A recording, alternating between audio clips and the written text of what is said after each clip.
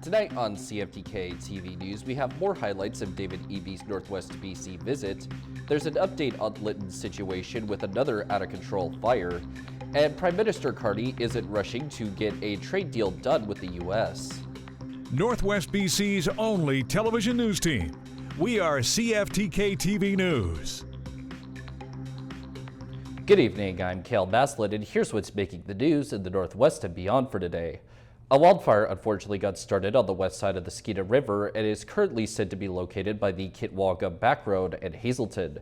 The reported estimations from the Northwest Fire Center regarding the fire include it being around 3 hectares in size and that it should be at least somewhat slowed by green timber. Wildfire crews are said to be on-site battling it with the help of several water bombers and 1 helicopter, and as of right now there is no evacuation alert in place due to this blaze. Canada is making its stance clear when it comes to U.S. tariffs, standing firm and moving towards greater economic independence, and British Columbia is helping lead that charge. Helen Asante shares more highlights. At a time when we are under direct attack from the President of the United States with clear intention to cause harm to our economy, an approach that makes no sense to those of us who are Canadian and American and understand our close ties with our friends south of the border. The message, though, we receive is clear. Canada's got to stand on our own 2 feet.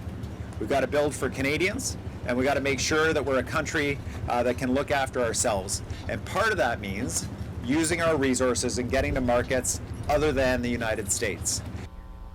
During the 2-day visit to Kitimat, the Premier, alongside the Minister of Energy and Climate Solutions, toured Kitimat Village, Cedar LNG, and LNG Canada's side, highlighting its role in building a stronger, more self-sufficient economy. We loaded our first cargo of made in BC LNG onto a carrier bound for export markets overseas. We've since sent 3 more LNG cargoes on their way to markets abroad. And as you can see behind me, another carrier is now preparing to load our 5th cargo of LNG. LNG Canada Phase 1 milestone marks a step forward in economic partnerships, indigenous collaborations, and global energy positioning. What I really like about the LNG Canada project is not just that it gets us to diverse markets, is not just that it provides jobs and employment for British Columbians and for Canadians, but that we're doing it in a way that gets our resources to market, that is responsible, and that answers some of the big challenges of our time. How do we balance and ensure that we're looking after the environment as well as creating employment? How do we make sure we're addressing climate change and also use our resources to build prosperity so we can deliver the services that people need? This project answers those questions. The LNG that comes from this site is 60% lower carbon than the average LNG plant in the world. I asked LNG Canada's Deputy COO whether Cedar LNG is a competitor or a partner. LNG Canada is built on the ancestral territory of the Haisla Nation, and we are beyond thrilled to see the Cedar LNG project coming to life with them at the helm. It's a huge moment to see Cedar LNG having taken their FID. Their construction is now active near our facility, and we look forward to seeing their facility out in the channel alongside our shipping. And it's definitely not a competitive situation. There is so much demand for Canadian LNG, and it's just an honor to be working alongside them in the industry. Local leaders welcomed the visit as a sign of confidence in BC's role on the global stage. We're very proud to have, Premier Eby up here. It's, we've been bragging to him for years to come up here and for him to see himself. And you can talk about it all you want, but until you get up here, you need to get up here and appreciate to see that Kitimat really is a marvel of nature and industry. The investment in the Cedar LNG project is great. It's great to see the Haisla Nation with their own LNG project moving ahead. And and I think this is one more thing that puts Kitimat as the showcase of responsible resource development in Canada, because just over there you've got the Rio Tinto modernized smelter producing the greenest aluminum anywhere in North America. Cedar LNG will have 0 emissions here as it will be fully run on hydroelectric. And of course today the tour we did, LNG Canada, not only the largest private sector investment in Canadian history, but the lowest carbon footprint of any major LNG facility facility on earth. That is a showcase for Canada, and it's very proud to be mayor of that community that is doing so much for Canada. Helen Asante, CFTK-TV News. The city of Terrace recently announced that their water restrictions have been upgraded from Stage 2 to Stage 3, and it's set to remain that way for the foreseeable future. Some of the conditions surrounding these restrictions include sprinkling not being allowed at all, the watering of sports fields is being reduced, and flowers, shrubs, and other plants can only be watered by handheld hoses that have controlled nozzles. Although vegetable gardens and fruit trees are exempt from all watering restrictions, so they can still be sprayed with no consequences. The Terrace Community Forest recently presented their financial contribution to the city of Terrace that they give to them every year. And this year, the amounts they presented was $1 million, which was generated by the TCF's 2024 commercial thinning forest harvesting program. The city is set to put this money towards local outdoor recreation alongside several arts projects. It has been done before, like with the new pickleball courts, the benches on Ferry Island, and the incoming mural and sculpture coming to Skeena View Point.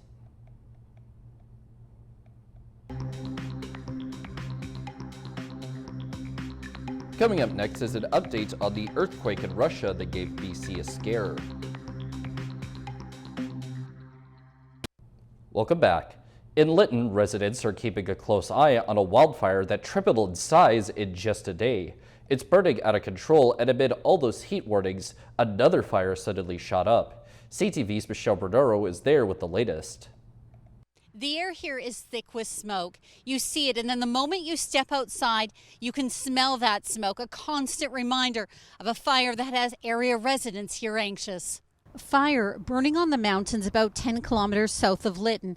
Helicopters flying over the tiny village. A fire like this does something to a person. It gives you nightmares. Frida Loring only now moving back to Linton after the devastating fire here 4 years ago burned her home and most of the community. The smoke settling in, it does make people really nervous around here and anxious. The Cantilever Bar wildfire is at least 460 hectares in size. The fire has triggered evacuation alerts for 5 properties in the Thompson-Nicola Regional District and homes on nearby First Nations lands. We have 4 helicopters responding, and they're being used for reconnaissance, water delivery, and gear transport. And Wednesday, residents learned of another fire igniting nearby, but the BC Wildfire Service says it's only a spot fire and is under control. Officials say growth on the Cantilever Bar wildfire has mostly been upslope and away from homes, though soaring temperatures remain a big concern. Fuels being dry, they're going to be more susceptible to ignition, so it'll be easier to spread. Noni McCann's home is on evacuation alert, but she remains cautiously optimistic. It's 10 kilometers from my house, and there's a number of burn scars between the fire and our property, and the fire tends to go up the mountain. We're looking at possibly setting up a couple of sprinklers around in areas where, we might be a little bit more concerned. Linton's mayor says wildfire smoke in the area during summer is not uncommon. I think we're going to be okay. I feel good about that. But some residents look at the smoke and can't help but worry. It's too close and it's concerning. BC Wildfire Service has dozens of firefighters battling this blaze. They say they are constantly reevaluating their resources to see if more are needed. Michelle Bernero, CTV News, near Linton. The drought conditions gripping much of the province are not helping the fight, and they're also having an impact on agriculture and salmon stocks. CTV's Ben Milcher now on the far-reaching effects of our increasingly dry summers. This Okanagan cattle ranch has been in the same family for generations. My grandfather moved here in 1890 or somewhere in that. In order to irrigate the fields where the cows graze, the ranch has a small dam and reservoir to store water. My grandfather built the dam in 1940. He kind of had the hindsight or foresight or whatever you want to call it, that water was going to be an issue. Even with the dam, in dry years like this one, some fields are left dormant because the reservoir may not have enough water to last the season.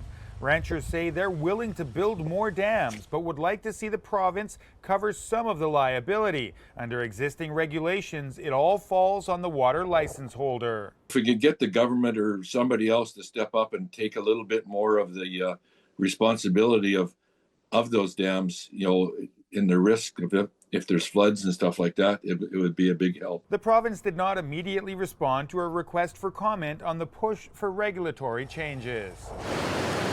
Increasingly dry summers put another food source at risk. Salmon returning to the streams where they hatched may have a hard time navigating shallow or dried up waterways and could die before they have a chance to spawn. We have species like coho, cutthroat trout that are migrating back from the ocean, and they go to the smallest of streams. They will find that there's very little water there. The latest provincial drought map shows some parts of the southern interior at level 4, just below the top of the scale. Ben Milger, CTV News, Vancouver. Now to that enormous earthquake in Russia and a sigh of relief for people living along the Pacific coast as the tsunami advisory was canceled. But officials are warning people not to dismiss this as a one-off because it will happen again. CTV's Dimitra Maragos reports. Shockwaves from across the world.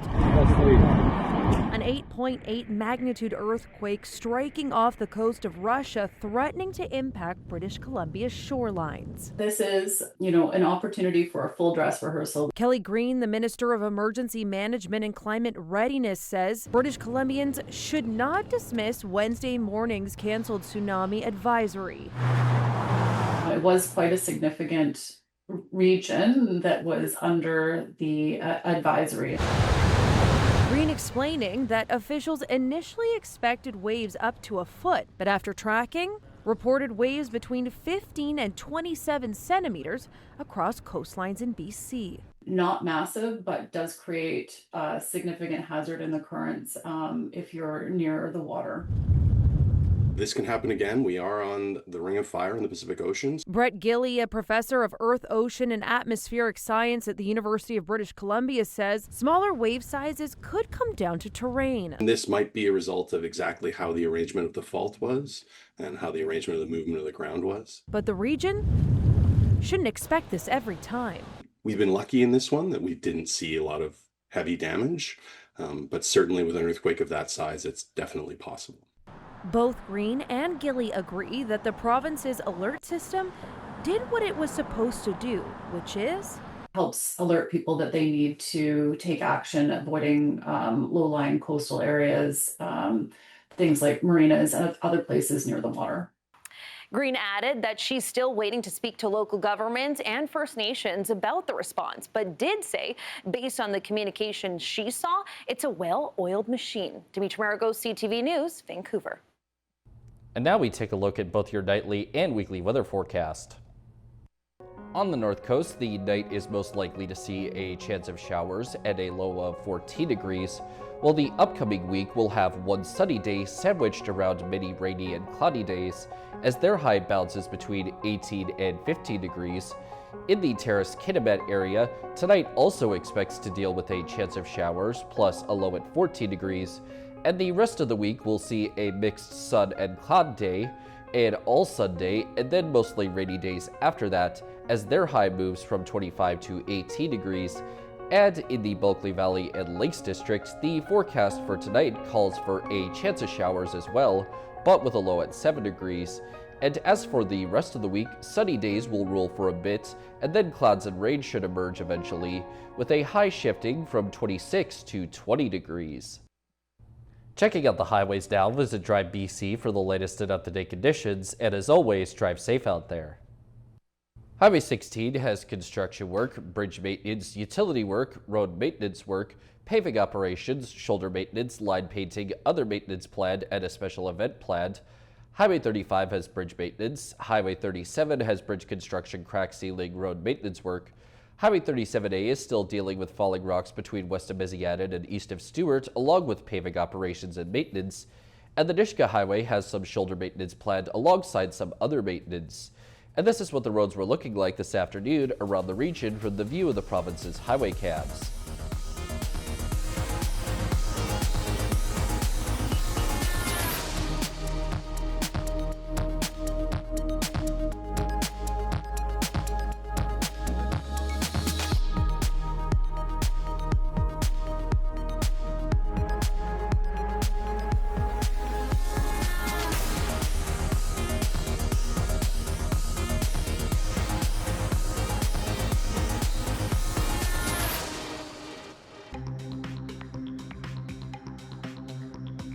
still to come, Palestinians in Canada are trying to force the federal government to help their loved ones. Welcome back. Friday's trade deadline is looming large, with Donald Trump standing firm that it must be done by August 1st. But Prime Minister Mark Carney doesn't appear rushed after reiterating that negotiations take time. Penny Daflos has the latest.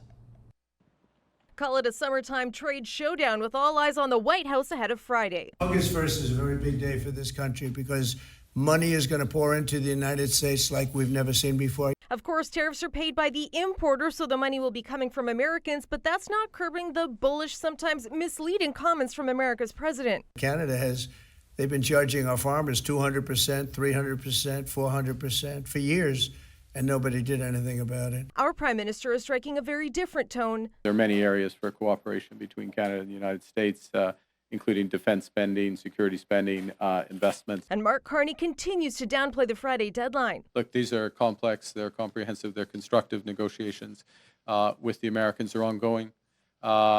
It's possible that they may not conclude by the 1st of August, but we'll see. With the teams there, we're working hard. Premier David Eby's approach is diplomacy on the softwood lumber front. There appears to be a moment that we could resolve the softwood issue if the president is looking for a shared win here, which I certainly hope he is. While letting Carney take the wheel overall. We're taking the lead from the federal government. And continuing tough talk on behalf of frustrated British Columbians. We see announcements from the president that he's going to do this, he's going to do that, then there's a reversal, then he's threatening this. We can't govern British Columbia, we can't govern Canada based on the whims of one man in the White House. We have to recognize that in this moment, we have to diversify the markets that we're shipping to.